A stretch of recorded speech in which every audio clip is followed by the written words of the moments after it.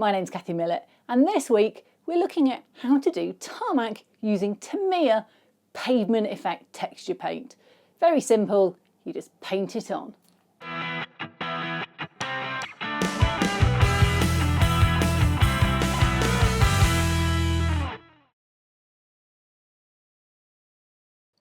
So we're looking at tarmac again, and here are some more photos of tarmac. You can see that in a lot of these photos the tarmac is actually quite pale, and this week we're looking at quite a dark tarmac paint, but in reality tarmac is rarely uniform unless it's new. So if you're modelling anywhere with a bit of age, you might want to make it a bit more patched, you might want to make it a bit paler, and you're certainly going to need some cracks, and you can do a lot to make your tarmac look really quirky and interesting for your viewer. What is Tamiya paint? Well, basically it's a couple of paints that are used to do either pavement or more of a concrete. Actually, the light grey is perhaps more concrete and the dark grey is perhaps more of a tarmac. Definitely this light grey has more grit in it than the dark grey. But when I got them, mine were like gel in the bottle. They don't seem to want to spread. So I have had to add water to get them to just flow, and then I've had a real problem getting rid of brush marks. So actually you end up with more water than perhaps you want, just so that you can end up with smoothing it more simply. But very easy to use, so let's get into it. Okay, so we need to start with the base. Now the first thing I've learned is if you put it onto anything at all absorbent, it doesn't work very well. So I actually prefer to put it onto something that's, I don't know, I mean I'm using shiny paper. This was off the back of a decal sheet or something. You can use anything that's got a bit of shine to it, and one side's sort of scuffed normal paper and the other side's shiny, and that enables me to put this on and not worry about it sort of making this paper wrinkle, because that's my big problem, it wrinkles, and you end up with a lot more brush marks on an absorbent surface.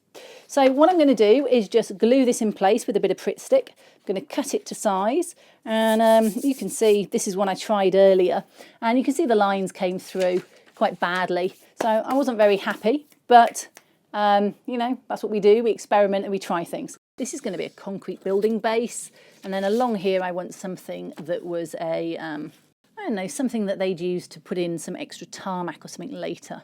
So I'm just going to glue these down with a bit of pritt stick, because it doesn't need to be a lot. So I'm just going to put this one down. You see I've done this a couple of times already with experiments to see what works well, and trust me, you need to experiment a lot on things sometimes to get them to work, and it's taken me actually quite a bit of experimenting to get this to look good in my mind. And it's partly because this area's, it's not a great area. It's got loads of unevenness. If you're starting on a diorama and you're doing it from scratch, you'd no doubt have a much better base underneath, and that's the key to this. It has to be a smooth base. If it's not a smooth base, then your paint will reflect everything that's underneath. So here we go, just putting that over here. Oops. Line it up at least with one of these edges so I know it's more or less in line with that other one. So there we go. I'm just going to put that on, and you can see it goes down a bit of a dip here. So the next thing we need to do is actually mix up the paint. Now when it comes, it's quite sort of thick. I mean, you can turn it upside down and nothing will come out. So that's not very useful when you're mixing paint. I get an old brush, this is quite an old brush, and a pot, and this is just a plastic cup, and I add some water, and I literally just add some paint, and I get it to quite a liquid consistency. Now, as we said, this one's going to be concrete, so you do want it to be, to have some sort of texture to it, but you want it to be able to just go on, and so I'm doing it quite thin, sort of this gloopy texture, and I'm going to put quite a bit more. See how much I've used trying to get this to work well. I mean, this pot probably would be enough to do a normal, quite a large section, depending how many coats you actually end up putting on. Depends what kind of a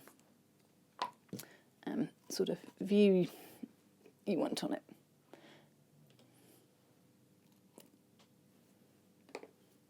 So there we go.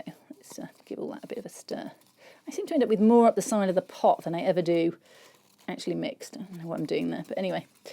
bit of a stir. You can see it becomes much easier to use.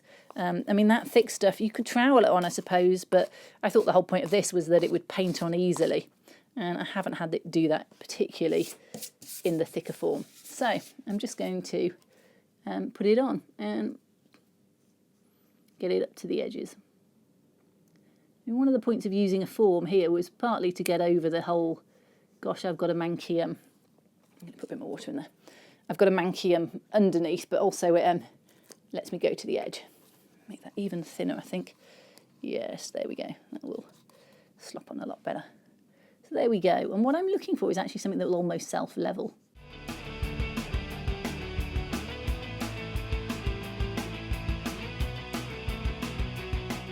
So I'm going to keep an eye on that and make sure all those yellow bits go. And now I'm going to do the darker one. It's very similar, it's very thick. I'm going to mix it in the same as this because I'm not that fussed about the colours. It's slightly finer because it's aimed at asphalt, this aims at concrete. I've struggled in the past to get rid of my brush marks, so it is again about being very careful with the motion that you use, dabbing it rather than brushing it, and trying to just get rid of all those brush strokes from the start because you won't get rid of them later, it's much harder.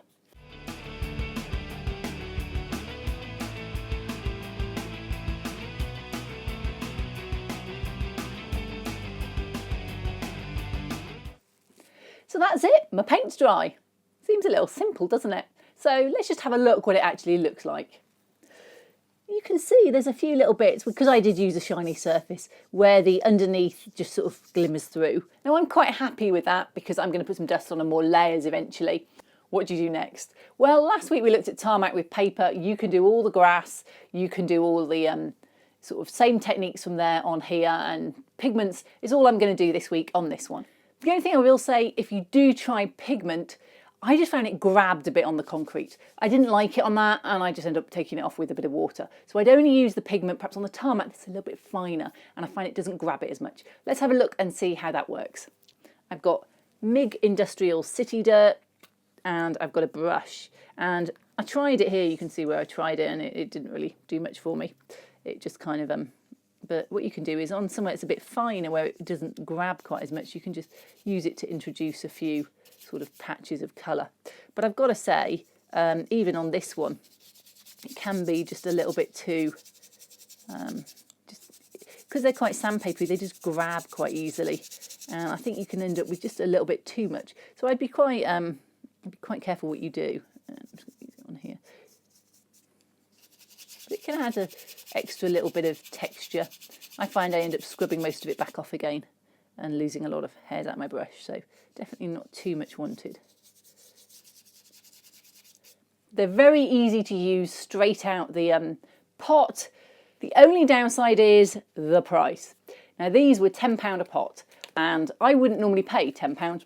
I bought them because I wanted to have an experiment for this as much as anything. And I've got to say, I do like the concrete colour and texture. It's got a nice feel to it. It looks good. It's you know, it's a nice texture, nice colour. Just wouldn't pay this price for them. So if you see them cheaper than this, perhaps if you buy them somewhere in bulk or you find them on sale, definitely have a go and have a look. If you want it to do a huge area, or you want to do something a little bit more cheaply, I just can't quite bring myself to recommend them on the price. But otherwise, they're a great thing to add, great tool to add to your modelling collection.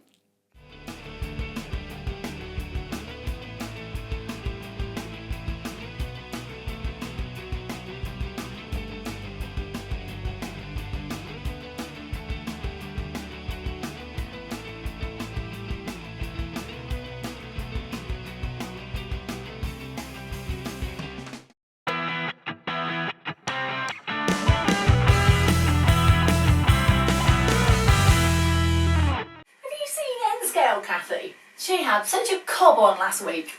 I think she's gone downstairs. She said she wasn't coming back up here again while it was so cold. No, I haven't. I mean, she's got a point. I mean, I did some painting the other day. It took 2 days to dry because it was so cold up here. She's just not very hard. No, I'm not moaning. I've got my vest on underneath. I'm not coming up here in just a t-shirt. Well, What can I say? She's downstairs in the warmth. She sat in front of the fire with doing this. You'd think it was like a fridge up here. I mean, the fridge isn't much colder, to be honest, but it's not far off. What can I say? No hardy ship, these little ones. No fat on their bones. I'm off to check out the tarmac. See ya.